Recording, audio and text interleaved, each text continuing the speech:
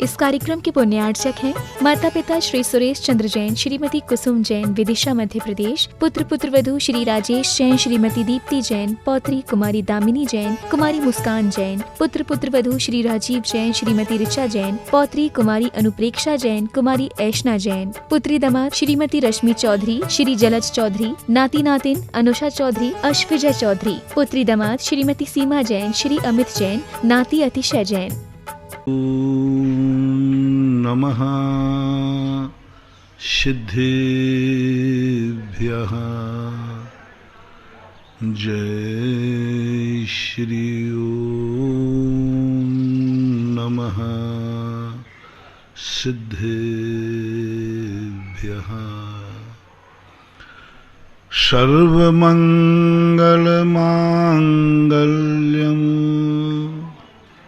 सर्वकल्याणकारकं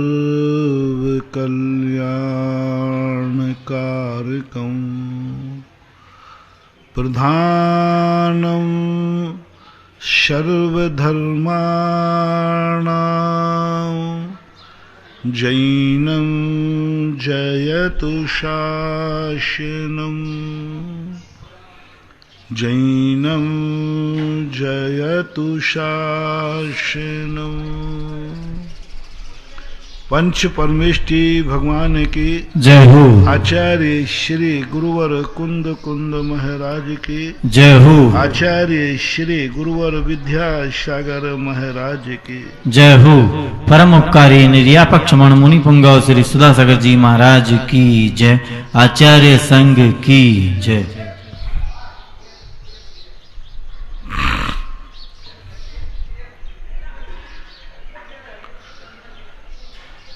वस्तु की स्वतंत्रता कभी भी कोई छीनेगा तो वह विरोधी ही होगा, और जब वस्तु की स्वतंत्रता नष्ट होती है, विरोधी बलजोर होता है तभी नष्ट करता है। कुछ ऐसे विरोधी होते हैं जो हम खुद पाल लेते हैं और एक बार पल जाते हैं, फिर उनको हटाना बहुत मुश्किल होता है। बहुत बार ऐसा होता है, सब कुछ संपत्ति हमारी है, कागज हमारे हैं, कोर्ट का फैसला हमारे पक्ष में है, सब कुछ होकर के, और सामने वाले के पास कोई कागज नहीं है, कोर्ट पक्ष में नहीं है, फिर भी हम उस गुंडे से अपनी संपत्ति खाली नहीं करा पाते। दो प्रकार की विचारधाराएं होती हैं। एक विचारधारा वह है जिसे मालूम ही नहीं है कि ये मेरी संपत्ति है, मालूम ही नहीं, क्योंकि सामने वाले ने इस ढंग को हमारी संपत्ति को चपेट में लिया कि हमारी कल्पना भी नहीं जाती कि यहाँ हमारा भी हक होगा या हमारा ही हक है। कितने अमीर आदमी के बच्चे गरीबी से जिंदगी गुजारते, कितने हवेलियों में रहने वाले पूर्वजों के बच्चे उस हवेली के सामने भीख मांगते, कितने राजाओं के बच्चे अपनी जिंदगी में नौकरी का काम करते। क्या कारण? पता ही नहीं। माँ बाप उस समय गुजर गए, उस अवस्था में गुजर गए जहां वो कुछ बता के ही नहीं गए, और बताने लायक थे तो हम सुनने लायक नहीं थे, हमें मालूम ही नहीं था। हम तो नाबालिग थे, अनाथ थे, और लोगों ने, कर्मों ने हमारी एक ऐसी दशा की कि हमें ऐसा लगता ही नहीं है कि हमारे पूर्वज कभी अमीर थे, हमारे पूर्वज कभी बहुत बड़े हुकूमत वाले थे। क्योंकि वर्तमान में उसकी स्वयं का अनुभव बताता है।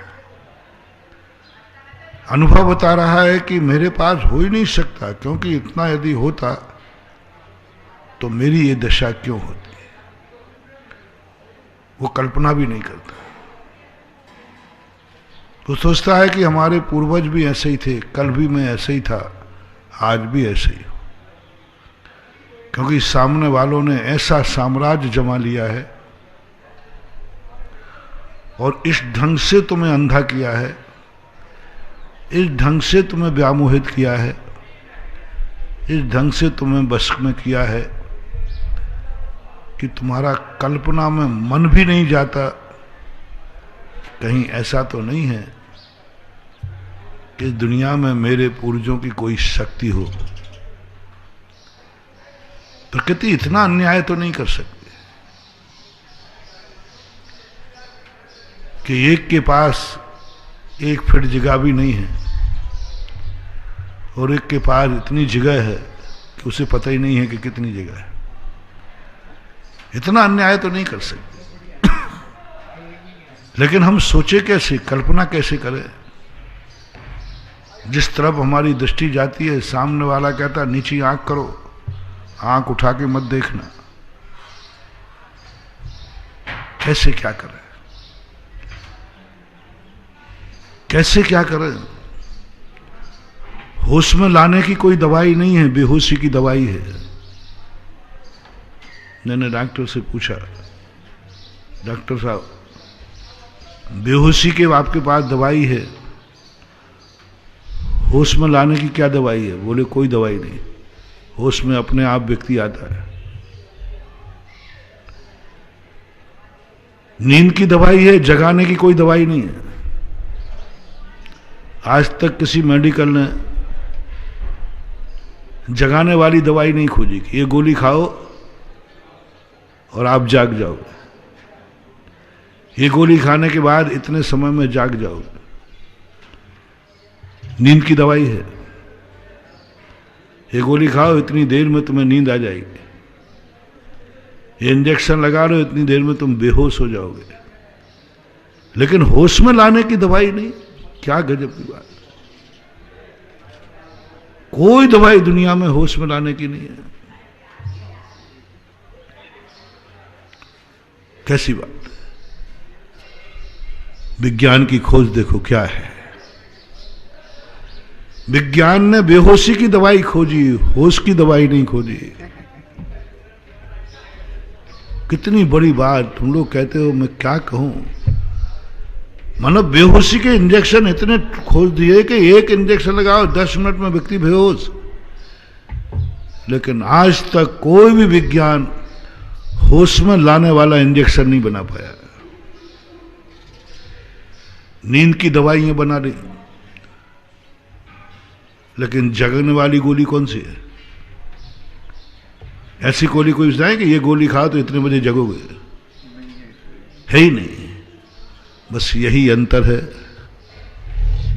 यही अंतर है धर्म में और विज्ञान में। धर्म के पास सोने की दवाई नहीं है, बेहोशी की दवाई नहीं बनाता धर्म। जिए निद्रा, निद्रा को जीतने की दवाई जैनागम ने जितना भी उपदेश दिया, जितना भी उपदेश दिया, बेहोशी को जीतो, चेतना लक्षण बना दिया। यहां तक कहा कुछ नहीं करो, मरते समय भी चेतना के साथ मरो, बेहोशी में मत मरना। डॉक्टर सोचता है बेहोशी में मरे, शांति से मरेगा, और धर्म कहता कितने कष्टों में है होश में मरे, कितने कष्टों में मरे होश में मरे। भगवती आराधनाकार ने पूज्यवर ने लिखा, मरते समय अंतिम क्षण तक यदि चेतना बनी रहे, ये जिंदगी की सबसे बड़ी सफलता है। और डॉक्टर क्या करता है? बेहोश करता है, शांति से मरे। अरे शांति क्या मरे, वो तो दुनिया को शांत दिख रहा है, अंदर से तो अशांत होता है। जैन धर्म का सबसे बड़ा सिद्धांत है होश में आओ, होश में आओ। और हर चीज होश के लिए। कुंद भगवान ने तो स्पष्ट कह ही दिया, कुछ नहीं करना, तुमसे कुछ नहीं बनता है।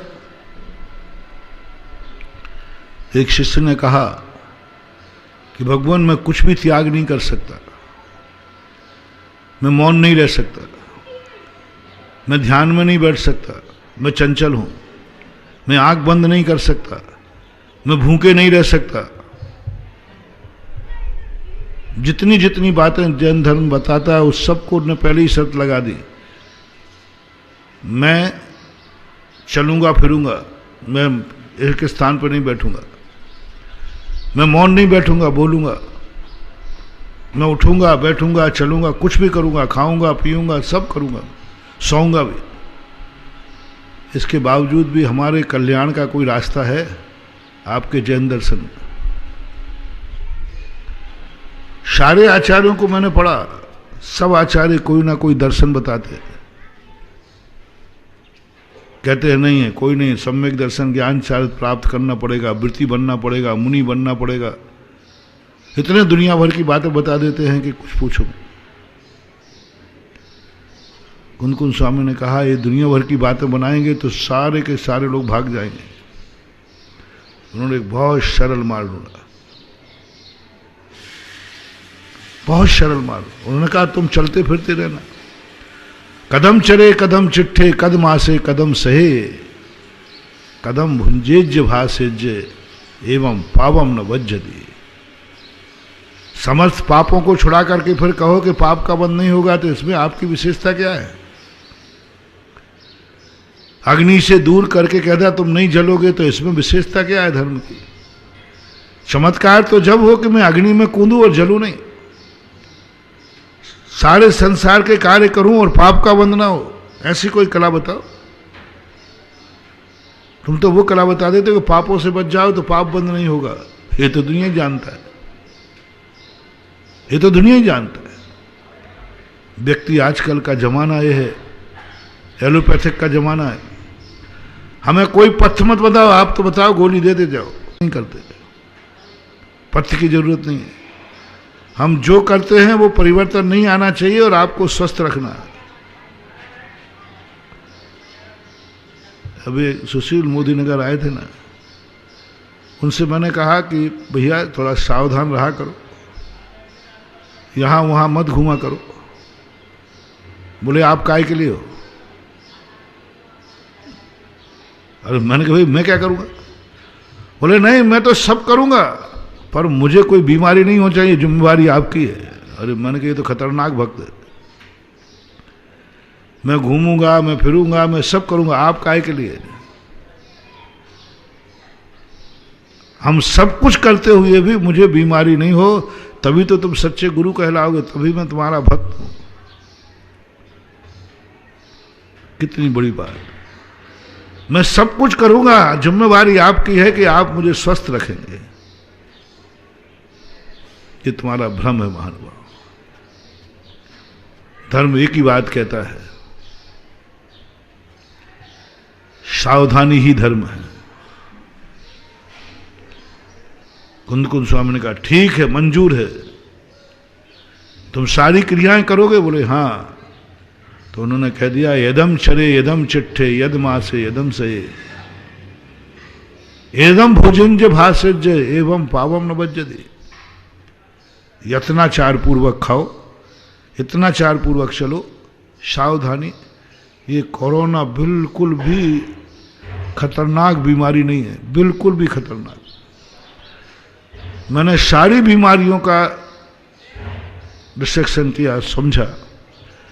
हर बीमारी अंदर से उत्पन्न होती है, पता ही नहीं चलता, अंदर से उत्पन्न हो जाती है। जुकाम भी होगा अंदर से उत्पन्न होगा, कैंसर होगा अंदर से उत्पन्न होगा, लेकिन ये बीमारी अंदर से उत्पन्न होती नहीं, ये बाहर से आती है। ये आस्तीन का सांप नहीं है, ये बामी का सांप है। सारी बीमारियां आस्तीन के सांप हैं, घर में पलती हैं, अंदर पलती हैं, अंदर से उत्पन्न हो जाती हैं। जितनी बीमारियां आप देखो, टीबी हो, पीलिया हो, हेपेटाइटिस, जितनी बीमारी सब अंदर से होती है, उस पर हमारा बस नहीं चलता।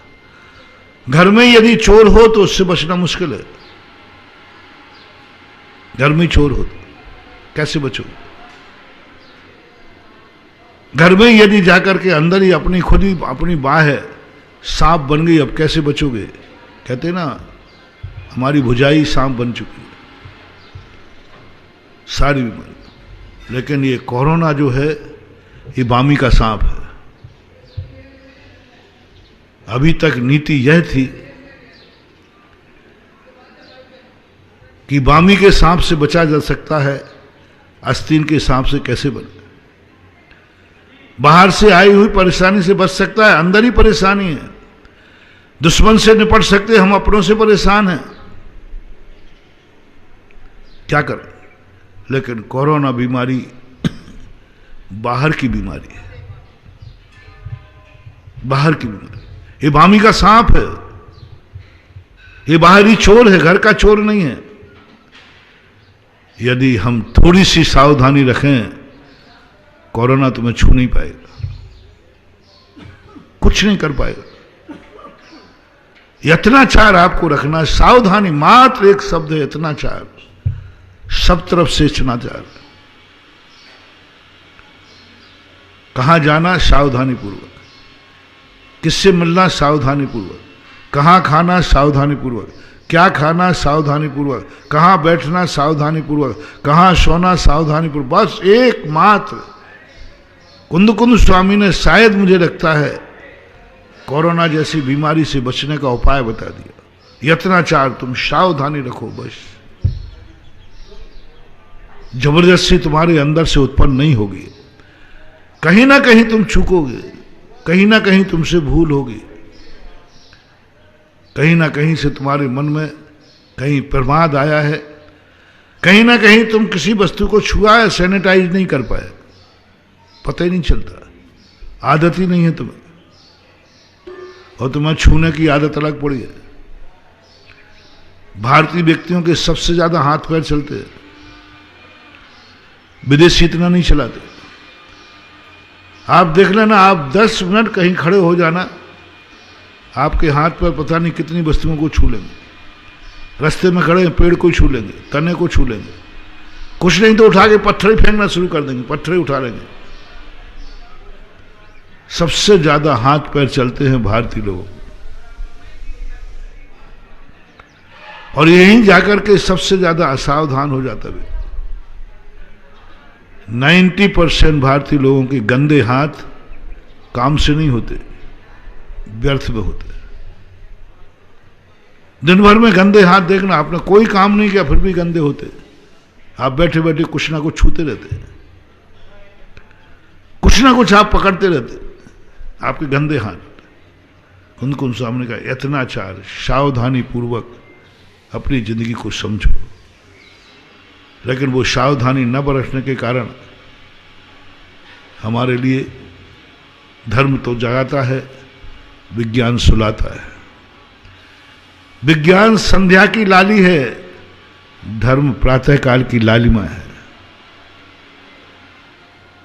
प्रातः काल की लालिमा, दोनों लालिमा बराबर हैं, लेकिन दोनों एक स्वभाव वाली नहीं। प्रभात में भी लाली होती, संध्या में भी लाली है, एक जगाती एक सुलाती, कितने अंतर वाली है। विज्ञान जो है इतनी नींद की गोलियां बना दी, हर व्यक्ति को नींद की गोली सुलभ है। नींद की गोलियों के लिए हर मेडिकल में इतनी इजी मिल रही है, जागने की गोली नहीं मिल रही है। जागने की गोली दुनिया बना भी नहीं पाएगा। जागने की गोली मात्र है धर्म के पास। जागो, रक्षक जगाता है, लुटेरा सुलाता है। पहले गश्त लगती थी रात में, रक्षक लगाता है, जागते रहो, वो रक्षक है। और डाकू कहता है सोते रहो रे सुसरे, सोते रहो मेरे लिए। डाकू सोता हुआ देखना चाहता है, बेहोश देखना चाहता है। नींद की गोलियां बिक रही हैं सबसे ज्यादा। टेंशन में हो, नींद की गोली खा लो, टेंशन मिटाएंगे नहीं। ये दो जिंदगी में महानुभाव सबसे ज्यादा खतरनाक चीजें हैं। जब जब तुम्हें टेंशन हो, नींद नहीं आए, तुम नींद की गोली खाकर अपना नाश कर रहे हो, बहुत बड़ा नुकसान करते हो। जिंदगी भर, साल भर सोने पर भी वो शक्ति खत्म नहीं होती जो एक बार नींद की गोली खाने के बाद। नींद की गोली खाकर जो सोते हैं ना, वे कितनी सुला दो, जब उठते हैं तो फ्रेश नहीं उठते, शरीर टूटता है। लेकिन चल गया। और जैन दर्शन कहता है इसको बहुत टेंशन है, सोने मत देना, सोने मत देना, टेंशन में है, इसको समझाओ, इसको टेंशन मिटाओ, उपदेश दो। सांप जब काट लेता है ना तो एक ही बात कही जाती है, इसको सोने मत देना। सांप काट खाए तो सोने मत देना, इसको जगाओ, जितना जागेगा उतना कम जहर चढ़ेगा, सोने मत दो। धर्म यही कहता है तुम सोगे ये कर्म का जहर और चढ़ेगा, बहुत परेशानी में पड़ जाओगे, इसलिए जागते रहो। मुनिराज रात मिलने पर भी जागने का प्रयास करते, मजबूरी में सोते हैं। हो अर्धनिशा का सन्नाटा, वन में वनचारी चरते हो, तब शांत निराकुल मानुष तुम तत्वों का चिंतन करते हो। सारी दुनिया रात में घर्राटे लेके सोती है, मुनिराज उस रात में भी तत्वों का चिंतन करके जागते हैं, जागते। और जागने में उसका एक बहुत बड़ा आनंद की अनुभूति होती है, सारे टेंशन खत्म होते हैं, कम से कम सोते हैं। क्योंकि सोने में हमारी एनर्जी सबसे ज्यादा खत्म होती है, सोने में हम ज्यादा अपनी चेतना खो बैठते हैं। तुम्हारे यहां एक ही बात चलती है, आप लोगों ने देखा होगा पिक्चर आदि में, जो ज्यादा गम में चले जाते बड़े आदमी, वो शराब पीना शुरू कर देते हैं। बड़े आदमी, गरीब की नहीं कह रहा हूं, गरीब थकान मिटाने के लिए पीता है और अमीर टेंशन मिटाने के लिए, क्योंकि उनकी भोग की लिप्सा बहुत ज्यादा होती है और ताकत होती नहीं, वे शराब पीते। गम मिटाने का सबसे बड़ा साधन आज की दुनिया में शराब बना लिया, गम मिटाने का। और धर्म कहता है शराब से गम नहीं मिटेगा, शराब से तुम्हारी गमी हो जाएगी। शराब पीने से गम नहीं मिटेगा, शराब पीने से तुम्हारी गमी हो जाएगी। गमी को क्या बोलते भाई, उनके यहां गमी हो गई, मर गया, तुम मर जाओगे। तुम्हें लगता है कि हम बेहोश हो जाएंगे शराब पी के, नहीं, अंदर ही अंदर तुम्हारी चेतना जल के खाक हो जाएगी, जल के खाक हो जाएगी। शराबी व्यक्ति देखना, यदि शराबी व्यक्ति से टेंशन मिटता है तो शराब पीने के बाद उसके या थोड़े दिन के बाद उसके हाथ पैर क्यों कांपने लग जाते, शरीर की क्या हालत है, कांप रहा है शरीर, पैर लड़खड़ाने लग जाते। शराब 10-15 साल कोई शराब पी ले, उसके शरीर में कंपन हो जाता है, सब कुछ शरीर खोखला हो जाता है,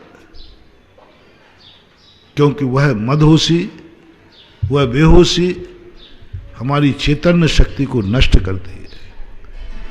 इसलिए विज्ञान जब जब तुम्हें कहेगा सोने की औषधि बनाता है, धर्म जागने की औषधि, लेकिन उसका प्रभाव कर्म है। कर्म ही का नाम दूसरा विज्ञान है, कर्म का दूसरा नाम भौतिक है, कर्म का दूसरा नाम जड़ है, कर्म का एक नाम विज्ञान भी है। इसको विधाता भी बोलते हैं, जो रचता है दुनिया को। तो जैसे विज्ञान आज बेहोशी की दवाई, पहले कहा इस जीव को बेहोश करो, इस जीव की स्मृति शक्ति खत्म कर दो, इसके सोचने की क्षमता खत्म कर दो, ये न सोच पाए कि मैं कौन हूं, कहां से हूं। जो कोई अपहरण करने वाले लोग होते, इनको अपहरण करके इनको ऐसी दवाई देते हैं जिनको ये कुछ याद नहीं आता, माँ बाप सामने आना, भूलने की दवाई, पिक्चरों में आप लोगों ने देखा होगा, भूलने की दवाई दे देते। प्रैक्टिकल में भी होता है। भूलने की दवाई दे, माँ बाप सामने खड़े रहेंगे, पहचानेंगे ही नहीं। कुछ भी कहलवा दो, वो कहेगा ही नहीं, बोलेगा ही नहीं। ऐसे हमारे कर्मों में एक कर्म ऐसा है जो आत्मा को बेहोशी की दवाई देता है, आत्मा को निद्रा की दवाई देता है, और ऐसा सुलाता है, ऐसा विभ्रम करता है कि व्यक्ति सच्चे गुरु को पहचानना भी भूल जाता है, सच्चे देव को पहचानना भूल जाता है। सब कुछ हितैषी सामने खड़े हैं, उनको हितैषी नहीं मानता। एक कर्म का एक बहुत बड़ी पॉलिसी है। 8 कर्मों में एक कर्म है दर्शन मोहिनी, खूंखार है, आतंकवादी है। सारे कर्मों को अनंत संज्ञा नहीं दी, मिथ्यात को अनंत दिया। एक बार मिथ्यात के जंगल में कोई चला जाता है, सब खो देता है, वो विभ्रम कर देता है। संशय, विभ्रम, अनध्यवसाय परिणाम ही नहीं आने देता। वो जानते ही नहीं कि मैं कौन हूं, वो तो जानता जहां मैं हूं वही हूं, उसको ज्ञान ही नहीं देता। और चारों तरफ ऐसे अंधकार कोठी में रख देता है जहां आंख से भी नहीं देख सको। अब ऐसे बलजोर के चंगुल से बचने के लिए कुंद कुंद स्वामी कहते हैं, क्या तुम दर्शन मोहिनी से प्रभावित तो नहीं हो? दर्शन मोहिनी के अंडर में तो नहीं हो? दर्शन मोहिनी का वशीकरण मन तो तुम्हारे लिए ऊपर नहीं है? दर्शन मोहिनी के अनुसार तुम कुछ करते तो नहीं हो? बहुत कठिन हो रहा है। कुदेवों को पहचानने का साथ देता है कर्म, सुदेव को पहचानने का कोई कर्म ही नहीं। कोई कुदेवों की तरफ जाना चाहता है, खोटे देवों की तरफ जाना चाहता है, मिथ्यात कहता है मैं ले चलूंगा, कर्म है, कैसी बात है। यानी उल्टे मार्ग ले जाने के लिए सब तैयार हैं, अच्छे मार्ग पर ले जाने वालों की संख्या कम है। दुनिया में तुम्हारे लोग गलत मार्ग पर ले जाने वाले ज्यादा हैं कि अच्छे मार्ग पर ले जाने वाले? दोस्तों मैं पूछ रहा हूं, आप लोगों के सब दोस्तों से पूछता हूं, अपने अपने दोस्तों की तरफ दृष्टि ले जाओ और सब दोस्तों की आदत जानते हो। दोस्त तुम्हारे लिए अच्छे के लिए ज्यादा प्रेरणा देता है कि बुरे कार्य के लिए, गलत कार्य? चलो यार, पढ़ने के लिए कितने दोस्त कहते हैं और घूमने के लिए कितने कहते हैं?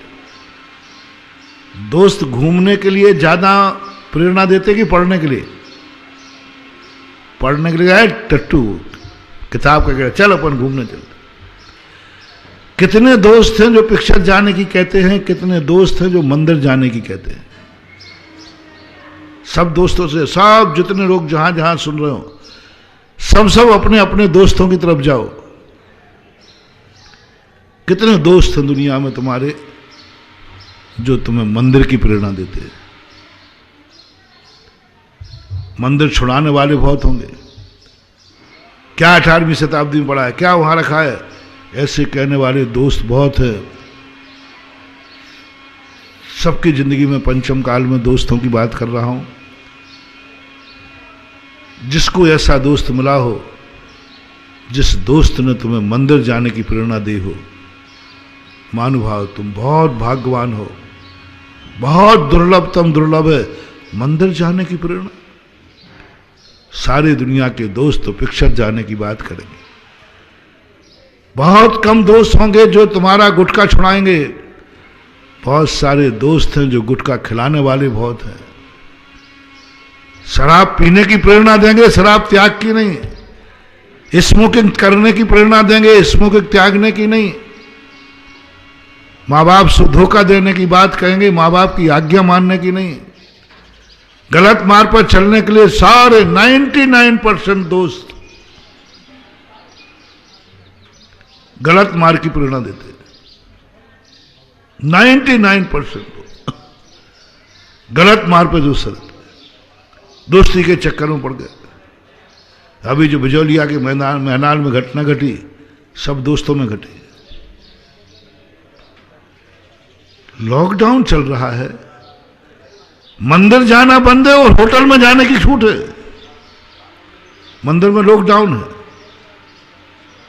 होटल में जाने की छूट है। पूजा बंद है, जुआ खेलने की छूट है। जुआरी पकड़े, दोस्त पकड़े, सब पकड़े। कैसे दोस्त? बंधुओं, मित्र कभी भी यदि तुम्हें गलत मार्ग पर ले जा रहा है, वो मित्र नहीं है, तुम्हारा बैरी है। पूर्व भाव का कोई बदला लेने आया है। लो, मैं तुम्हें एक बैरी की पहचान बताता हूं अपने भक्तों के लिए। यदि कोई व्यक्ति तुम्हें पढ़ते समय ये कहे क्या पढ़ना, चलो पढ़ लेंगे बाद में, अपन घूमने चलते, निश्चित समझना ये पूर्व भाव का बैरी है। जो तुम्हें कभी कहे गुटखा नहीं खाते क्या, समझ लेना पूर्व भाव का बैरी है। वो तुम्हें कैंसर देना चाहता है, शराब पिलाना चाहता है, स्मोकिंग कराना चाहता है, गलत मार्ग पर ले जाना चाहता है। तुरंत उसका साथ छोड़ देना, ये दुश्मन है। कभी कोई एकाध ऐसा मित्र मिल जाए, बहुत दुर्लभ, बहुत दुर्लभ है। शास्त्रों में जरूर हमें मिले हैं, पंचम काल में तो नहीं। हमने सुना है कि शास्त्रों में कोई मित्र मरता था तो लौट के आता था, क्योंकि उस मित्र ने जिंदगी में नियम लिए थे, हम तुम दोनों एक दूसरे को कभी गलत मार्ग पर नहीं ले जाएंगे, और गलत मार्ग पर जाओगे तो एक दूसरे को संभालेंगे। लो, मित्र बनाने की बात सोचो। दो मित्र बनाओ, कभी भी किसी को, कोई किसी का तुम मित्रता बनाओ, एड्रेस लो, तो मेरे अनुसार पहले कहना अपन दोनों बैठ करके मेरे पास आ जाना, श्रीफल लेकर भगवान के पास चले जाना, आपसी में मिल लेना, हम दोनों आज से मित्र रहेंगे। और मित्रों के बीच में एग्रीमेंट होना चाहिए, कभी हम एक दूसरे की गलत कार्य का समर्थन नहीं करेंगे। और एक व्यक्ति गलत जाएगा तो दूसरा व्यक्ति उसको पूरी ताकत लगा के संभालेगा।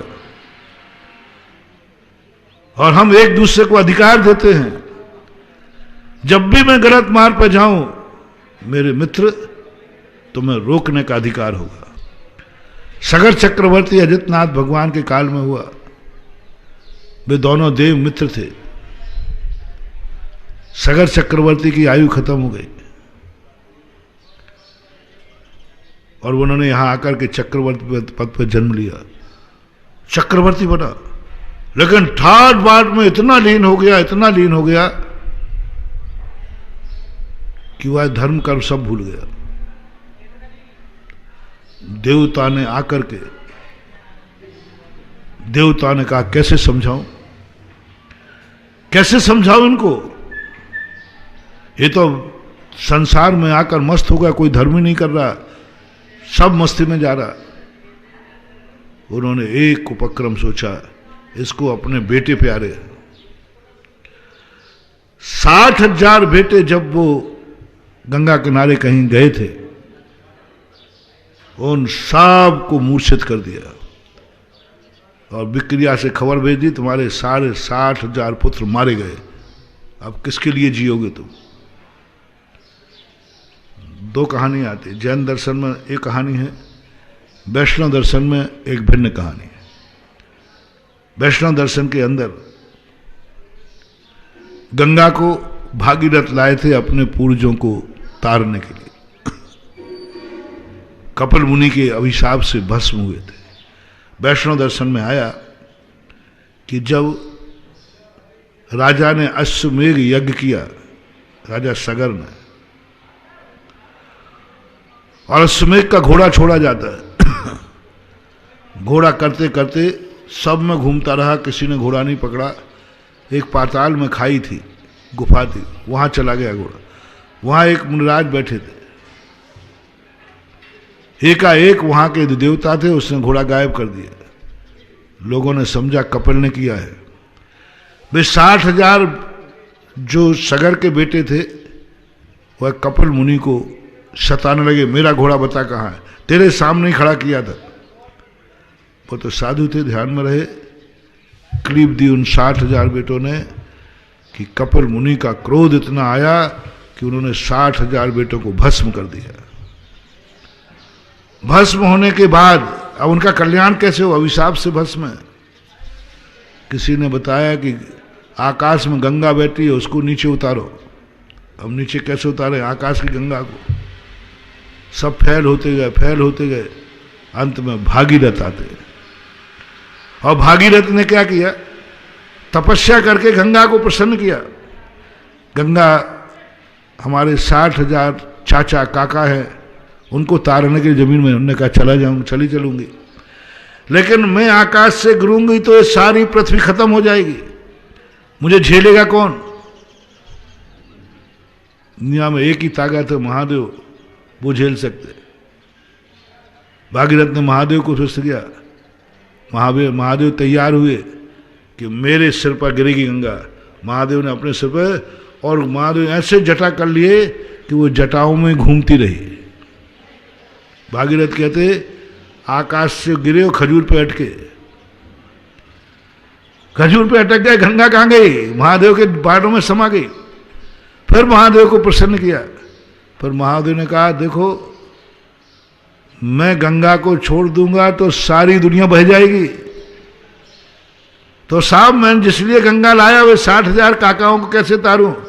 बताते एक बाल में, एक बाल की लड़ थी, उसमें से छोटी सी गंगा छोड़ दी, वो है गंगा, छोटी सी गंगा, पूरी नहीं छोड़ी। कई बार आपने देखा होगा जो पान के चपड़े होते हैं ना, पान की दुकान है, वहां महादेव की छोटी में से एक धारा निकलती, बाल्टी में गिरती रहती है, ऐसा कई जगह बना रहता है। तो वही कहानी है वो। लेकिन वहां इस प्रसंग को मैं गौण करता हुआ ये जा रहा हूं कि 60,000 बेटों को जैन दर्शन के अनुसार 60,000 जो बेटे थे उनको देवता ने आके बेहोश कर दिया और राजा को खबर भेज दी। राजा बैराग को प्राप्त हो गया। अब किसके लिए जीऊं? संसार असार है। कृष्ण करके दीक्षा ले ली। दीक्षा लेते ही 60,000 बेटों को होश में ला दिया और कहा महाराज जी नमोस्तु। बोले तुमने ऐसा क्यों किया? उसने एग्रीमेंट दिखा दिया कि मरते समय अपन ने एग्रीमेंट किया था, मित्र थे दोनों, जो अटकेगा उसको कोई, जो भटकेगा उसको कोई संबोधन करेगा, मैंने तुझे संबोधन करके मुनि मार पर लगा दिया। ये आदिनाथ भगवान के जीव के संबंध में भी यही आता है। पूर्वों का जीव मुनि बनकर के आदिनाथ जीव को ढूंढता रहा, मेरा मित्र कहां गया, मेरा मित्र कहां गया। मुनि वेद धारण करके भोग भूमि गया अपने दो मित्र को खोजने के लिए। जितने शास्त्रों में प्राय अच्छे मित्र देखे गए, उन सब ने मित्रों ने एक दूसरे को गलत मार्ग से बचाया है, अच्छे मार्ग पर ले गया, अच्छे मार्ग पर ले जाना। अब आप लोग अपने मित्र देखो, तुम्हारी जिंदगी में कौन सी बुराई मित्र के कारण आई है? तुम्हारे मित्रों ने कभी तुम्हें अच्छी संगति की, अच्छा उपदेश दिया? तुम्हारे मित्र ने कभी तुम्हारी किसी बुराई से तुम्हें बचाया? कोई ऐसी बुराई आप ध्यान में रखो जो तुम बुरा करने वाले थे, दोस्त ने बचा लिया, मित्र ने बचा लिया, नहीं मित्र ये कार्य नहीं करना है, ठीक नहीं। यदि ऐसा किया है तो वो मित्र है, और तुम मित्र के कारण से तुमने गलत मार्ग पे गए हो तो समझ लेना वो पूर्व भाव का बैरी है, जो मित्र बन करके अपना बदला ले रहा है, मित्र बन के बदला ले रहा है। वैसे तो ले नहीं पाया, अपने बनकर के भी बदला लेते हैं, और ऐसा बदला लेते हैं दुश्मन भी वो बदला नहीं ले पाता जो अपने लोग लेते हैं। इसलिए मित्र बनाने की तरीका मित्रता के लिए बहुत बड़ी चीज है। लेकिन दुनिया में कोई मित्र नहीं, सब गलत मार्ग पर, कोई भी नहीं है अच्छे मार्ग पर ले जाने वाला, कोई कर्म नहीं है। 148 कर्मों में इसलिए तो कर्मों को बुरा कहा, कर्मों को अरी कहा, दुश्मन कहा। क्यों? एक भी कर्म ऐसा नहीं है जो उदय में आ जाए और सच्चे गुरु की पहचान करा दे। सारे कर्म खोटे। मिथ्यात कहता है मैं खोटे गुरु की पहचान बताऊं? ओहो, वो खुद ही खोटे की तरफ जा रहा है और मिथ्यात कर्म उसका सहयोग कर रहा है। चोखे गुरु जाने के लिए कोई कर्म नहीं। शराबवाला जाने के लिए मिथ्यात है, उल्टे मार्ग पर भटकने के लिए मिथ्यात है, सच्चे मार्ग बताने के लिए कोई कर्म नहीं है, कोई कर्म नहीं है। उसे तो स्वयं पहचानना है, स्वयं पहचानना है, स्वयं अपनी जिंदगी में पहचानना ये संपत्ति मेरी है। उसे स्वयं वकील चुनना है, स्वयं वकील तक पहुंचना है। वो पहुंचने नहीं देगा, ध्यान रखना। जो दुश्मन है ना, वो वकील तक पहुंचने नहीं देगा। वकील को ही मार डालेगा, तुम्हें ही मार डालेगा। गुंडा बहुत चालाक होता है। तुमने जैसे ही तुम्हें पता चला कि ये आज इस तरफ देख रहा था, कहीं ऐसा ना हो इसको पता चल गया हो कि मकान इसका है, उसी दिन वो आंखें फोड़ देगा, तुम्हारे लिए ऐसे दुख देगा। मिथ्यात कर्म ऐसा ही है। उसको पता चला कि इसका मन थोड़ा सच्चे गुरु की तरफ जा रहा है, वो धड़ाम से ऐसा गुरु के चक्कर में फंसा देता है कि व्यक्ति निकल ही नहीं पाता। और गुरु ऐसा जाल बिछाते हैं, कुदेवों का ऐसा जाल बिछता है कि तुम उनके चंगुल से निकल नहीं पाते हो। ढोंगी पाखंडी साधु, एक बार तुम उसके चक्कर में पड़ जाओ, निकल नहीं पाते, निकल नहीं पाते। ढोंगी पाखंडी साधु, कुदेव हो कुगुरु हो, निकल नहीं पाते। ऐसे ऐसे षड्यंत्र बिछाते हैं जो खलनायक होते ना, पहली बात तो वो तुम्हारी होश ही खत्म कर देते, तुम्हें पहचानने की क्षमता खत्म कर देते, तुम्हें इतना ज्यादा भरते हैं कि तुम्हें जीने की ही लालसा नहीं दिखती। आतंकवादियों को ऐसा भरते हैं वे लोग, उनको जीने की लालसा खत्म हो जाती है, जीने में आनंद ही खत्म हो जाता, मरने में आनंद आता है उनको। आत्मघाती जस्ते उनकी बुद्धि को ऐसा विभ्रम कर देते, वो पता नहीं क्या कला होती है पापियों में, हिप्नोटाइज पता नहीं क्या करते हैं। परिवार से मोह छोड़ देता है, बच्चों से मोह छोड़ देता है, स्वयं की जिंदगी से मोह छोड़ता है, बस उसको मारने में आनंद आता। मरने में आनंद आने लगा, मारने में तो फिर भी ठीक है, मरने में आनंद आने लगा, ऐसा करता। ऐसा ये दर्शन मोहिनी कर्म है। मोह महामद पियो अनादि, ऐसा नशा ऐसा कर दिया, हमारी सोचने की क्षमता खत्म हो गई। हमें कुछ खबर ही नहीं है, पता ही नहीं है। नाली में पड़ा हूं, कुछ पता ही नहीं, कितने जीव पड़े, जैसे तैसे कभी काल लब्धि बचते दयाल, गुरु दर्शन पायो भयो निहाल। प्रभु दर्शन पाए, काल लब्धि बचते। कभी उस शराब का नशा उतरा, नींद की गोली का नशा उतरा, बेहोशी की दवाई का नशा उतरा, थोड़ा बहुत उतरा, आंख खोलने को हुए इतने उसने फिर दूसरा इंजेक्शन ठोक दिया तुरंत, उठ नहीं पाए, अपहरण किया, अनादिकाल हो गए। थोड़ा सा जब भी होश आया तुरंत वो इंजेक्शन लगा के बेहोश कर देता है। जैसे तैसे कभी कुचित कदाचित बेहोशी खत्म होती है, उन कर्मों की दृष्टि नहीं जा पाती है, काल लब्धि आदि वर्ष के कारण, कर्मों की हीनता के कारण, तो इतनी समस्याएं पैदा कर देता है। जो खलनायक होते हैं ना, वो कहते हैं मैं इसको शांति से नहीं जीने दूंगा,